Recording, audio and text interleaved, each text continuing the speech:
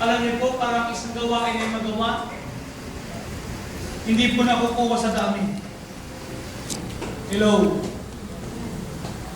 Pag tayo nagpapagawa, alam niyo po, maski tambakan natin ang mga karpentero. Pag iba, maski maraming karpentero, pag hindi marunong. Hello? Magkakagulo pa nga dahil sa dami ng hawak ng kamay. Ang kinakailangan po hindi lang basta ang gawa. Ang kinakailangan ay effective, skillful, sensitive laborers. Manggagawa na kung saan na may damdamin.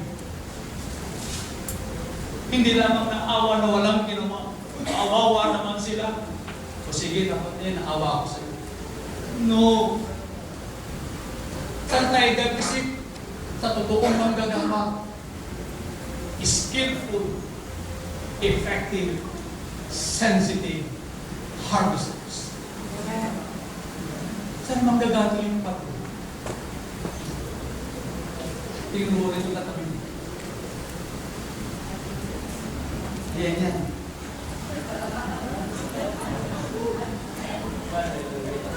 Sino yung mga laborers na yan? Kailangan kayo. May isa labing na. Ay, baka.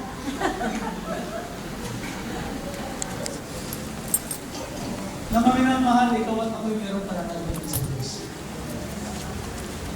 And let us not lose this opportunity that God has given us for us to partake of His food that gives nourishment sa ating mga buhay. Thank you, Jesus. Hallelujah.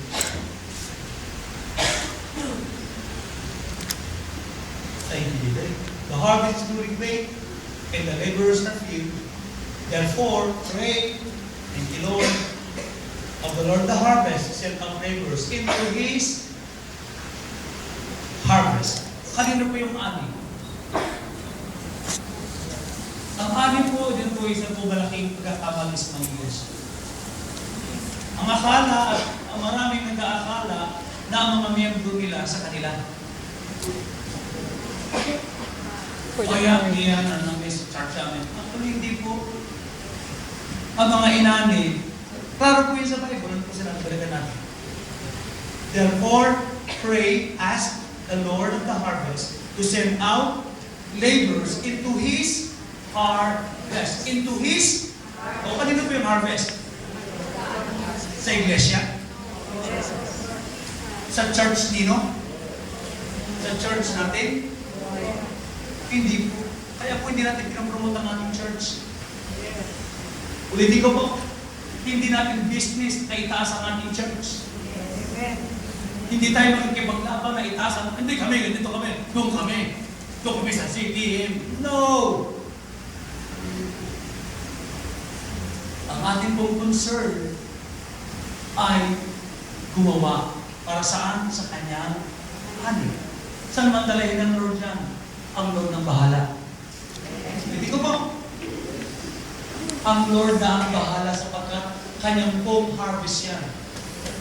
If it is His harvest, He knows how to bring in His harvest sa kanyang pong. Lalagyan na. Ang Lord na nakakaalam. So kaya po ang ating pong business ay i-share lamang ang gospel. Amen? Thank you, Lord. Hallelujah. Thank you, Jesus. Hallelujah. Thank you, Lord. Na-identify na po natin kung sino po yung mga laborers dito. Amen. Amen. Amen. Sino po ba ang mga nakakaunawa na tayo po yung mga laborers? Amen. Amen. Simula po sa kampong ito, papunta doon. Kabilang yung nasa loob, doon. Na may mga dalampata, hanggang pong dito. Hanggang doon kay Brother Lito. Okay, hanggang babago dyan kay Brother Lito. Lahat po tayo, wala pong itchapwera. Lahat tayo ay binigyan at binibigyan ng Lord ng hamon at ng ating pong matikman ang pagkain na ito. Ikaw at ako na siya nakakilala kay Kristo ay may responsibilidad. Meron po isang pangyayari, I was reminded.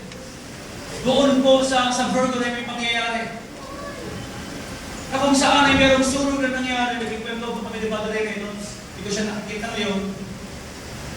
Meron po isang nangyaring trahedya sa loob ng Virgon, doon po sa Black Knight.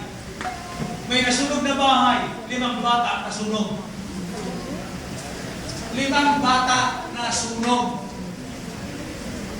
Ano pong dahilan? Ito po sila ay mahilig po sila, meron po silang practice ang sayaw. At natapos sila ng hating gabi at sila po ay natulog at naiwan ang electric fan. Yung electric fan po ay may diferensya. At nag-overheat. At sila po ay naka-grills lahat. What happened ay nagliyab ang electric fan, nasunod ang bahay. At ang mga eyewitnesses ng panahon na yun, ng araw na yun, ng gabing yun, ay sinasabi nila, yung mga bata ay sumisigaw, humahawak doon sa rehas, na hindi na gusto nilang tanggalin, pero kulang na kakayahan, naghihiyawan ng mga bata, tulong, tulong! Ang may walang magawa, naglulupasay! Tumawagan na sila ng bumbero.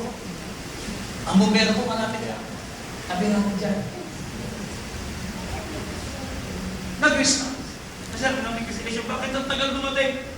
Ang lapit-lapit. You know what happened? Ito po. Nag-respond sila. Makarinig ng tawag. Emergency. Ang lapit lang po lang. Ang katabi po ng Virgo, Manuela. Yung fire station, nasa Manuela.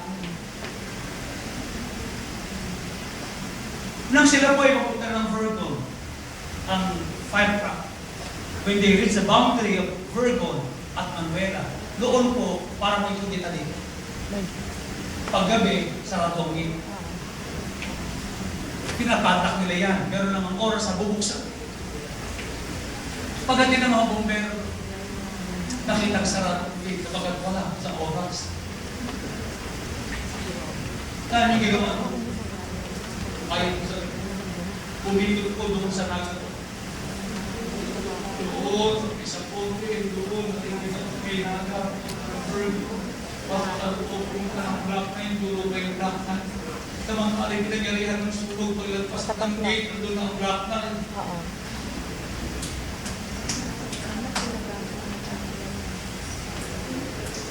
Ang aking assessment, hindi natin ang talit na pagkakapit.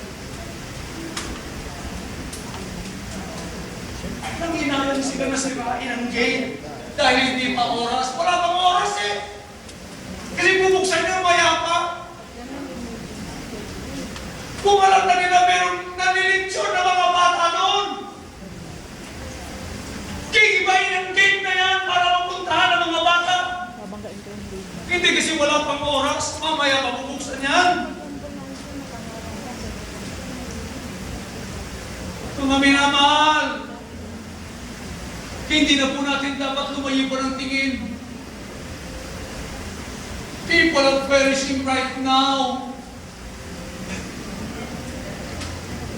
Marami po mga kaluluwa na pupunta na po ng impyerno sapagkat hanggang ngayon hindi pa na naririnig ang pangalan ni Jesus. Praise God, tayo nakakilala na, pero let me remind you, may lumapit sa'yo. Can you hear an amen? Yes. May lumapit sa'yo. May tao na kung saan hindi inisip, na kung saan hindi kawalan sa Kanya. May nahabang at lumapit sa'yo. Hindi ba naharapat lang na tayo po ay gumawa ng bagay na ito? Hindi ba naharapat lang na kung saan sa mga kalulawang ito na papuntang impyerno ay makarinig sila? Ipagdadamot na natin ang bagay na ating tinanggap na kalayaan. Kay Kristo ay may kaligayahan. Kay Kristo ay may kalayaan. Mga minamahal, kung kilala mo si Kristo, na kay Kristo namin yung kapunuan. Pero po ang katotohanan ay maraming mga kaluluwa. Souls out there are perishing, not in some far off land, but right where you are. Lift up your eyes. Siguro mo nang itak sa iyong pananaw. Look around you.